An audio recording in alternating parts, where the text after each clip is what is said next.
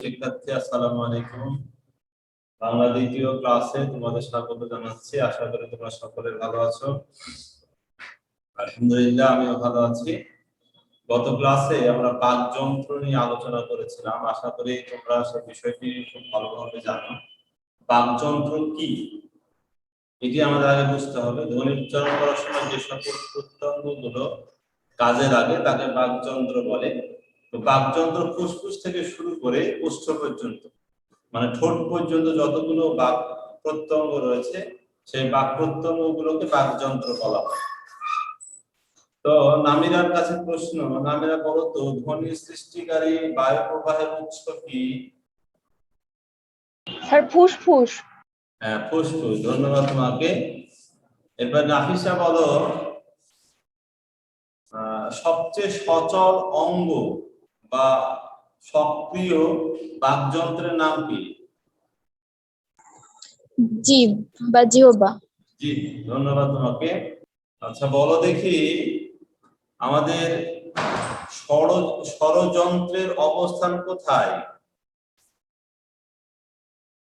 বলা যাবে স্বরযন্ত্রের অবস্থান কোথায়? আচ্ছা, আমরা জানি যে আসলে স্বরযন্ত্র হচ্ছে শ্বাসনালীর উপরে অবস্থান করে বা শ্বাসনালীর উপরে অবস্থিত। তো প্রিয় শিক্ষার্থী, আজকে আমরা ধ্বনি এবং বর্ণ নিয়ে আলোচনা করব।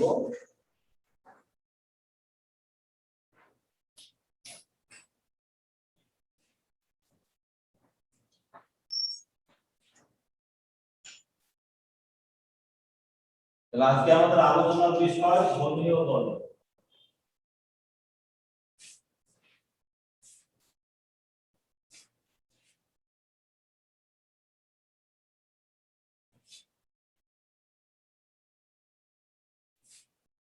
আমরা গত ক্লাসগুলোতে ধ্বনি কি এটি সম্পর্কে জেনেছি, কারণ ভাষার মূল উপাদান ধ্বনি আমরা জানি। এই ধ্বনি সৃষ্টি হয় মূলত বাকযন্ত্রের সাহায্যে। বাকযন্ত্রের সাহায্যে উচ্চারিত আওয়াজকে বলা হয় ধ্বনি। ধ্বনি ভাষার মূল একক, মানে ক্ষুদ্রতম একক হচ্ছে ধ্বনি। বাংলা ভাষায় যে সকল ধ্বনিগুলো রয়েছে সেই ধ্বনিগুলোর মধ্যে আমরা মৌলিক ধ্বনি নামে একটি ধ্বনি পাই। বলো দেখি মৌলিক ধ্বনির মধ্যে কয়টি ভাগ আছে? স্যার দুইটি। কি কি? স্যার স্বরধ্বনি আর ব্যঞ্জন ধ্বনি। স্বরধ্বনি এবং ব্যঞ্জন ধ্বনি। আমাদের বাংলা ভাষায় দুই ধরনের ধ্বনি রয়েছে, একটি হচ্ছে স্বরধ্বনি আর একটি ব্যঞ্জন ধ্বনি।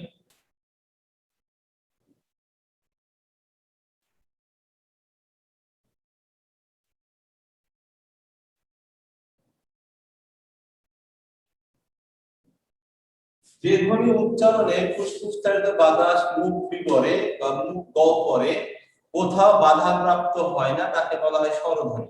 অর্থাৎ স্বরধ্বনিগুলো বাধা না পেয়ে উচ্চারিত হয়। বাকযন্ত্রের কোথাও, মানে ফুসফুস থেকে বাতাস বেরিয়ে আসার সময় বাকযন্ত্রের কোথাও বাধাপ্রাপ্ত হয় না।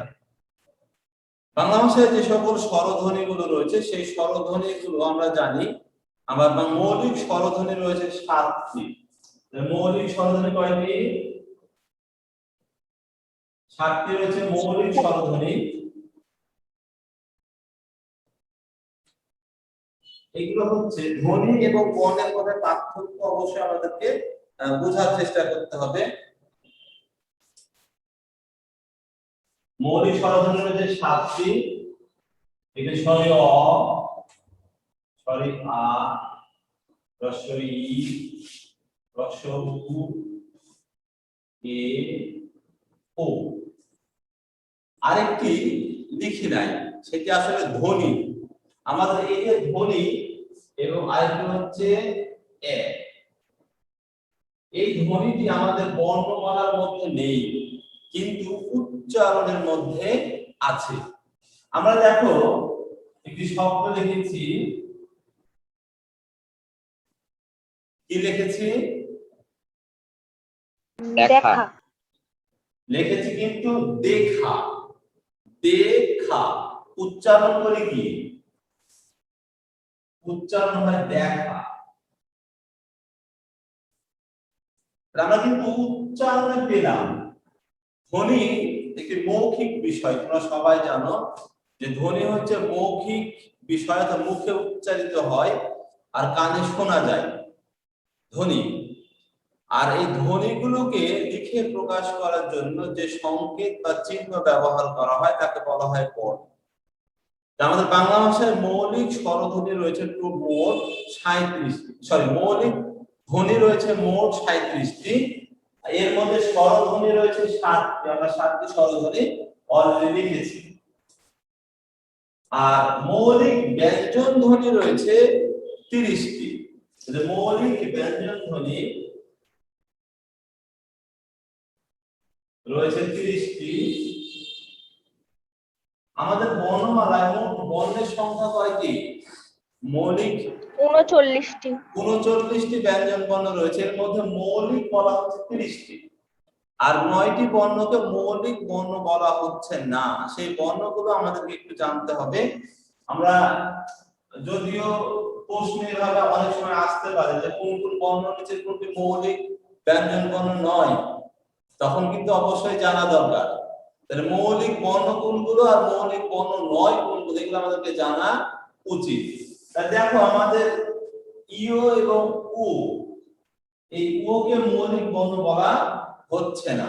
দুইটা ন আছে, মূর্ধন্য ন এবং দন্ত ন। মূর্ধন্য ন আমাদের বাংলা ভাষায় উচ্চারিত হয় না, সংস্কৃত ভাষায় কিন্তু ছিল। 3টি স আছে, তালব্য স, মূর্ধন্য স এবং দন্ত স। বাংলা ভাষায় দন্ত স এবং মূর্ধন্য স এর ব্যবহার আছে, তালব্য স এর ব্যবহার আছে, মূর্ধন্য স এর কোনো ব্যবহার নেই। এটি তৎসম শব্দে ছিল বা সংস্কৃত ভাষায় ছিল। অন্তস্থ জ, এটির উচ্চারণ আমাদের বর্গীয় জ এর মতো, অতএব এটি কিন্তু আমাদের নাই। অন্তস্থ অ, এরপরে খণ্ডত, অনুস্বার, বিসর্গ, চন্দ্র, 1 2 3 4 5 6 7 8 9, এই 9টি বর্ণকে আমরা মৌলিক বর্ণ বলতে পারি না। আমাদের যে এই যে বর্ণমালা যতগুলো আমরা বলেছি যে ধ্বনিকে যখন আমরা লিখে প্রকাশ করি তখন তাকে বলা হয় বর্ণ। ধ্বনির লিখিত রূপকে বলা হয়ে থাকে বর্ণ। আমাদের বাংলা ভাষায় মোট বর্ণের সংখ্যা কয়টি? 50টি। 50টি। মোট বর্ণ রয়েছে 50টি। যেহেতু ধ্বনি দুই ধরনের, বর্ণ কিন্তু দুই ধরনের। তাহলে বর্ণ এমন একটি বিষয় যে যা আমাদের কানে শোনার বিষয়কে চোখে দেখার বিষয়ে পরিণত করে, কানে শোনার বিষয়কে চোখে দেখার বিষয়ে পরিণত করে। অর্থাৎ আমরা বর্ণ দেখতে পাই কিন্তু ধ্বনি দেখতে পাই না। ধ্বনি হচ্ছে আমাদের শোনার বিষয় আর বর্ণ হচ্ছে দেখার বিষয়। বাংলা ভাষায় যতগুলো বর্ণ রয়েছে সবগুলো বর্ণকে একত্রে বলা হয় বর্ণমালা। সবগুলো বর্ণকে একত্রে কি বলা হয়? বর্ণমালা। বাংলা ভাষায় বর্ণমালা সংখ্যা কয়টি? 50টি। 50টি। আর কেউ বলতে পারে বাংলা ভাষায় বর্ণমালা সংখ্যা? বর্ণমালা একটি স্যার। বর্ণমালা হচ্ছে একটি, কিন্তু বর্ণ 50টি। আমরা বলেছি বাংলা ভাষায় যতগুলো বর্ণ আছে সেই বর্ণগুলোকে একত্রে বলা হয় বর্ণমালা। তাহলে বর্ণমালা একটি, তার মধ্যে 50টি বর্ণ রয়েছে। এই বর্ণগুলো দুইটি ভাগে বিভক্ত, একটি স্বরবর্ণ আর একটি ব্যঞ্জন বর্ণ। স্বরধ্বনি লিখে প্রকাশ করার জন্য যে সকল চিহ্ন বা সংকেত ব্যবহার করা হয় তাকে বলা হয় স্বরবর্ণ, অর্থাৎ স্বরধ্বনির লিখিত রূপকে বলা হয় স্বরবর্ণ। এরকম স্বরবর্ণ রয়েছে 11টি।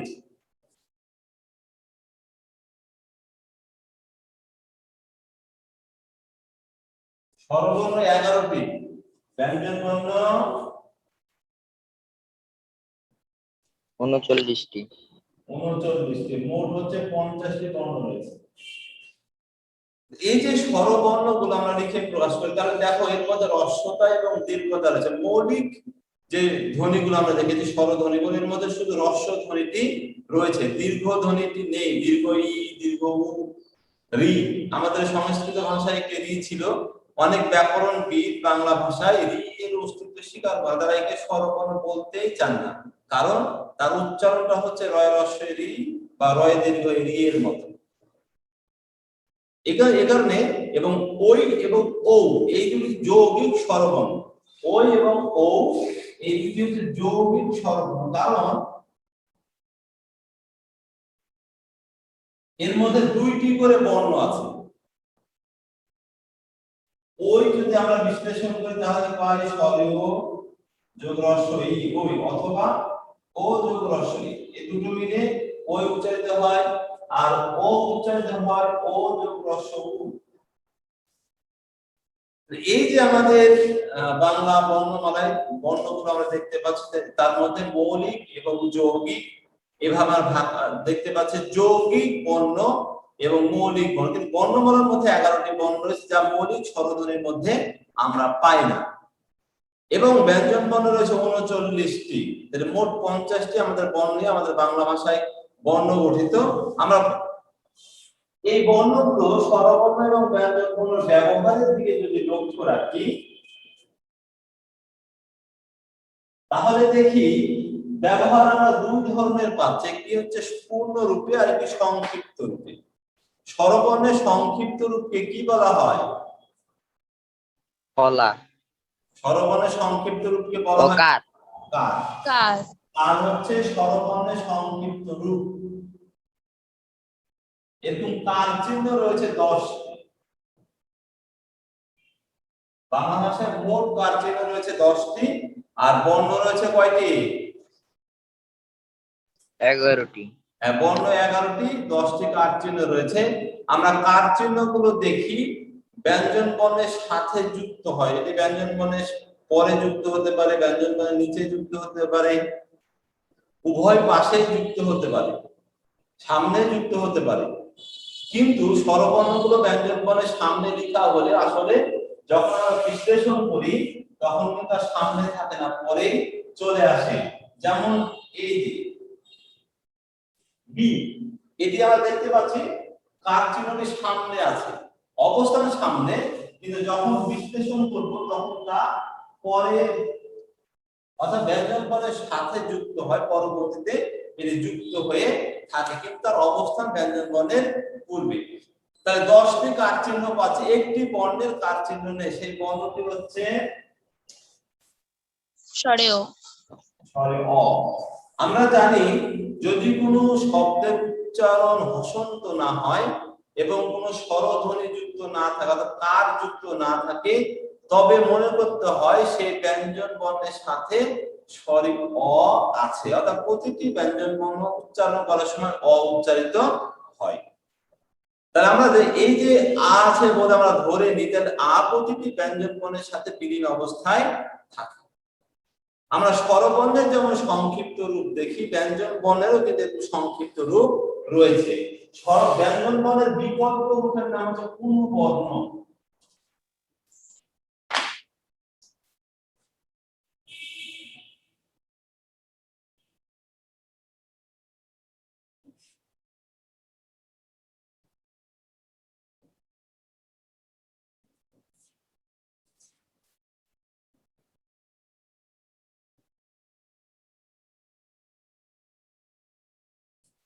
তাহলে ব্যঞ্জন বর্ণের বিকল্প রূপকে বলা হয় অনুবর্ণ। অনুবর্ণের মধ্যে 3টি আমরা বিষয় রয়েছে। একটি হচ্ছে ফলা, মানে ব্যঞ্জন বর্ণের সংক্ষিপ্ত রূপকে আমরা ফলা বলি। একটি রেফ, অনুবর্ণ রয়ের অনুবর্ণ হচ্ছে রেফ। আরেকটি হচ্ছে সংক্ষিপ্ত রূপ বা বর্ণ সংক্ষেপ, অর্থাৎ যখন যুক্ত ব্যঞ্জন গঠিত হয় তখন একটি বর্ণকে ছোট করে সংক্ষিপ্ত করে লিখতে হয়, এটা হচ্ছে বর্ণ সংক্ষেপ। আমরা জানি যে ফলা চিহ্ন রয়েছে, ফলা চিহ্ন কয়টি? 6টি।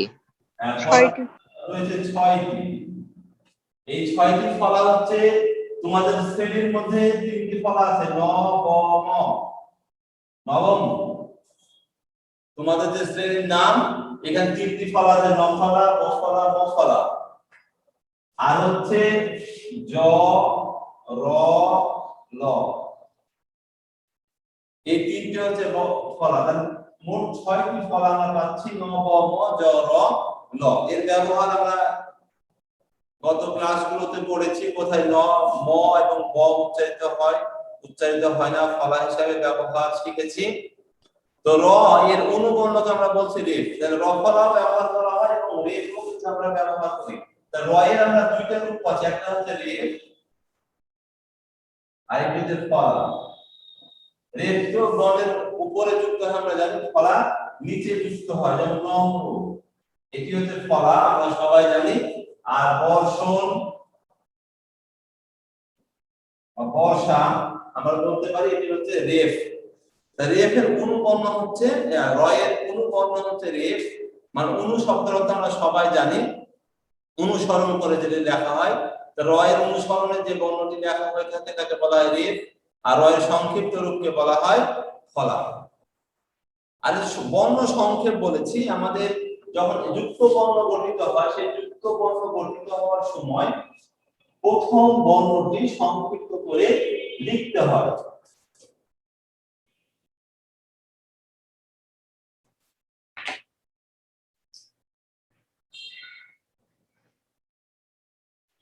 বঙ্গ, দেখো এই যে এখানে ও লিখেছি, এই ওটি হচ্ছে একটু ছোট করে সংক্ষিপ্ত করে লেখা হয়েছে। তো আমাদের যুক্ত বর্ণ আমরা জানি, যুক্ত বর্ণ বিভিন্ন ভাবে গঠিত হয়। আমরা কার যদি যুক্ত করি কোন বর্ণের সাথে, ব্যঞ্জন বর্ণের সাথে তার যুক্ত বর্ণ, যেমন ম, এর সাথে কার যুক্ত করলে মা হয়ে যায়। আবার ফলা যুক্ত করলেও কিন্তু যুক্ত বর্ণ গঠিত হয়। আমরা জানি সংযুক্ত যে ব্যঞ্জনগুলো রয়েছে, সেই যে সংযুক্ত ব্যঞ্জনগুলো তিনটি ভাবে গঠিত হয়। আর হচ্ছে পরস্পর দুটি ব্যঞ্জন বর্ণ যদি একসাথে যুক্ত হয়ে ব্যবহৃত হয় তখন তাকে যুক্ত বর্ণ বলা হয়ে থাকে। তো এই যুক্ত বর্ণগুলোকে দুইটি ভাগে ভাগ করা, একটি স্বচ্ছ আর একটি অস্বচ্ছ। যুক্ত বর্ণ দুই ধরনের। আমরা কতগুলো বিষয় রয়েছে যেগুলো খুব সহজে বুঝতে পারি। ব্যবহার, যদি এখন যুক্ত বর্ণগুলো স্বচ্ছ রূপে ব্যবহার করা হচ্ছে।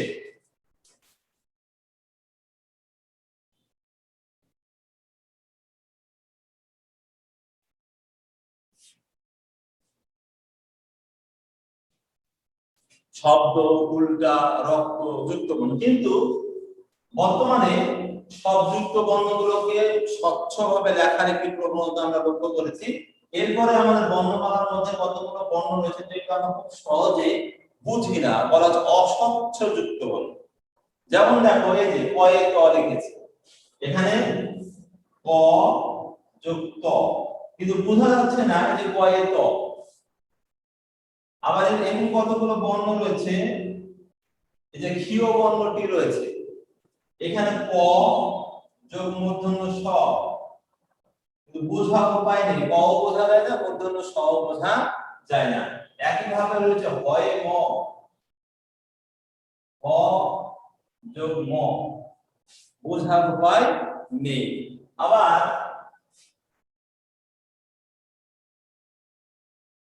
টয়েটো, দুইটা চট্টগ্রাম। তো এইভাবে এমন কতগুলো বর্ণ রয়েছে যেগুলো খুব সহজে চেনা যায় না বা বোঝা যায় না, সেই ব্যঞ্জন যুক্ত বর্ণগুলোকে বলা হয় অস্বচ্ছ যুক্ত বর্ণ। এবং অস্বচ্ছ যুক্ত বর্ণের উদাহরণ তোমাদের বইয়ে দেয়া আছে। এই এর মধ্যে গুরুত্বপূর্ণ যেগুলো সেগুলো অবশ্যই তোমাদেরকে জেনে নিতে হবে। এই যে বর্ণটি আমরা লিখেছি, আমরা বইয়ের মধ্যে অনেক শব্দ দেখলাম, যেমন জ্ঞান, বিজ্ঞান, অজ্ঞান, এরকম বহু শব্দ আছে যেগুলো কিন্তু আমরা দেখছি। তাহলে এখানে বর্গীয় জ যোগ ইউ, বোঝার উপায় নেই। আবার এই যে একটি বর্ণ রয়েছে বঞ্চনা, লাঞ্ছনা, বঞ্চনা, গেঞ্জি, এই যে শব্দগুলো আমরা বলি, এর মধ্যে একটি বর্ণ হচ্ছে এরকম। তাহলে বঞ্চনা কি বর্ণ আছে, ইয় যোগ চ, বোঝার কিন্তু উপায় নেই। এরকম অস্বচ্ছ বর্ণগুলোকে বলা হয় অস্বচ্ছ যুক্ত বর্ণ, কারণ এগুলো খুব সহজে আমরা চেনা যায় না। যদি আমরা বিশ্লেষণ করে না দেখি বা ভেঙে না দেখি তাহলে কিন্তু অনেক সময় আমরা এগুলো বুঝতে পারি না, উচ্চারণটাও কিন্তু আমরা অনেক সময় বুঝতে পারি না। এরকম বহু যুক্ত বর্ণ রয়েছে বাংলা ভাষায় যেগুলো অস্বচ্ছ রূপে ব্যবহৃত হয়, যদিও বর্তমানে অস্বচ্ছ যুক্ত বর্ণগুলোকে স্বচ্ছ রূপে লেখার একটি প্রবণতা আমরা লক্ষ্য করেছি। এরপর আছে সংখ্যা বর্ণ। বাংলা ভাষায় মোট 10টি সংখ্যা বর্ণ রয়েছে বা সংখ্যার চিহ্ন রয়েছে।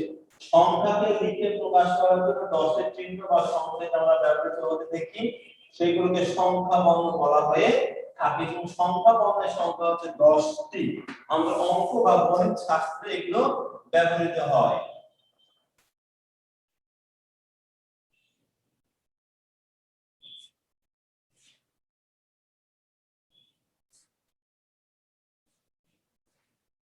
তাহলে এই সংখ্যা বর্ণগুলো আমরা জানতে, আমাদের যে ধ্বনিগুলো আছে সেই ধ্বনিগুলোকে লিখে প্রকাশ করার যে সকল সংকেত বা চিহ্ন ব্যবহার করা হয় সেগুলোকে বলা হয়ে থাকে বর্ণ।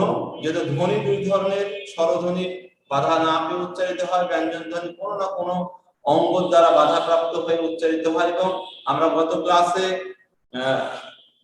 যখন আমরা যখন এখন তো রিভিশন ক্লাস চলছে, এর আগে যখন আমরা ক্লাস নিয়েছি তখন কিন্তু তোমাদেরকে বলেছি যে আসলে এই ধ্বনিগুলো উচ্চারণ করার সময় কিভাবে উচ্চারিত হয়, স্বরধ্বনি কিভাবে উচ্চারিত হয়, যে স্বরধ্বনি কিভাবে উচ্চারিত হয়, স্বরধ্বনির উচ্চারণ স্থান, উচ্চারণ বৈশিষ্ট্য নিয়ে আমরা আগামী ক্লাস আলোচনা করব, তোমরা অবশ্যই দেখতে পারবে। তো যখন বাধাপ্রাপ্ত হয় আমাদের ফুসফুস চালিত বাকযন্ত্রে বাধাপ্রাপ্ত হয়ে বিভিন্ন ধরনের ব্যঞ্জন ধ্বনিগুলো উচ্চারিত হয়, এবং এই ব্যঞ্জন ধ্বনিগুলোর উচ্চারণ স্থান, উচ্চারণ বৈশিষ্ট্য নিয়ে আমরা পরবর্তী ক্লাসগুলোতে আলোচনা করব ইনশাআল্লাহ। তাহলে এই যে আমাদের উচ্চারণ বা উচ্চারণ বৈশিষ্ট্য নিয়ে অবশ্যই আমাদেরকে জানতে হবে, বুঝতে হবে, এবং যে সকল যুক্ত ব্যঞ্জনগুলো রয়েছে সেগুলো যুক্ত ব্যঞ্জনগুলো সুন্দর করে ভেঙে বিশ্লেষণ করে দেওয়া হয়েছে তোমাদের বইয়ে, সেগুলো তোমরা অবশ্যই সেভাবে ব্যবহার করে জেনে রাখবা কোন যুক্ত বর্ণটি কোন কোন বর্ণের সমন্বয়ে গঠিত, নৈবেদ্যিক হিসাবে কিন্তু আসতে পারে। তো আশা করি তোমরা বিষয়গুলো খুব ভালোভাবে, সামনে পরীক্ষা অবশ্যই খুব ভালোভাবে প্রিপারেশন নিয়ে পড়বে। আর বর্তমান সময়ে খুবই কঠিন সময় আমরা পার করছি সবাই। এই কঠিন মুহূর্তে অবশ্যই সবাইকে সাবধান থাকতে হবে, সবাইকে সতর্ক থাকতে হবে, কোনো কারণেই অসাবধান হওয়া যাবে না। সবসময় সতর্ক থেকে সৃষ্টিকর্তার কাছে, মহান আল্লাহ তাআলার কাছে ক্ষমা প্রার্থনা করতে হবে। সিয়াম সাধনার মাস চলছে, আল্লাহ বলছেন তোমাদের প্রতি রোজা ফরজ করা হয়েছে, যেমনটি ফরজ করা হয়েছে তোমাদের পূর্ববর্তীদের উপর, যাতে তোমরা তাকওয়া অর্জন করতে পারো। আমরা তো আল্লাহ তাআলা আমাদেরকে সৃষ্টি করেছেন, অতএব আল্লাহ তাআলা সন্তুষ্টি অর্জন করার জন্য আমাদেরকে তার সন্তুষ্টি অর্জনের জন্য সবসময় চেষ্টা করতে হবে। রোজার মাধ্যমে আমরা আল্লাহ তাআলা সন্তুষ্টি অর্জন করতে পারি। আমরা যে আল্লাহ নিজেই বলছেন রোজা আমার জন্য, আমি নিজেই তার প্রতিদান প্রদান করব। অতএব আমরা সবসময় আল্লাহ সন্তুষ্টি অর্জন করার জন্য রোজা থাকবো, এবং রোজা যে শুদ্ধ হওয়ার যে নিয়মগুলো রয়েছে সেগুলো মেনে চলবো। রোজা অবস্থায় কখনো মন্দ কথা বলা যাবে না, উচ্চবাচ্য করা যাবে না, কারোর সাথে দুর্ব্যবহার করা যাবে না, মিথ্যা বলাই যাবে না। তো আমরা এই সকল অনৈতিক কাজ এবং রোজা দুর্বল হয়ে পড়ে এই সকল কাজ থেকে আমরা সবসময় বিরত থাকবো। আমরা সবসময় চেষ্টা করব রোজা শুদ্ধভাবে পালন করার জন্য। আর রোজার যে ফজিলত রয়েছে তা আমরা সবসময় চেষ্টা করবো, যেহেতু রমজান মাস, আমরা আমাদের পড়াশোনার পাশাপাশি আল্লাহ তাআলার নিয়ামত এবং নিয়ামতের শুকরিয়া আদায় করব। আমরা আল্লাহ যেভাবে আমাদেরকে সুস্থ রেখেছেন, আমরা সবাই আল্লাহ সুস্থ রেখেছেন, এর জন্য আমরা আল্লাহ তাআলার শুকরিয়া আদায় করব, এবং 5 ওয়াক্ত নামাজ সময় মতো পড়ার চেষ্টা করব সবাই। কারো কোনো প্রশ্ন আছে আজকের আলোচনার উপর ভিত্তি করে? No sir. আচ্ছা, তাহলে সবাই ভালো থেকো। আর আগামী কালকে থেকে তোমাদের এই ক্লাসগুলো 5 মিনিট করে কমে যাবে। আমরা 4:30টায় শেষ করব না, ক্লাসটি হয়তো তোমাদের 4:10-এর মধ্যেই শেষ হয়ে যাবে, ঠিক আছে? আজকে যদি সেলেন স্যার 5 মিনিট করে কমানোর কথা আমাদের বলা হয়েছে, তোমাদেরকে জানানো হয়নি।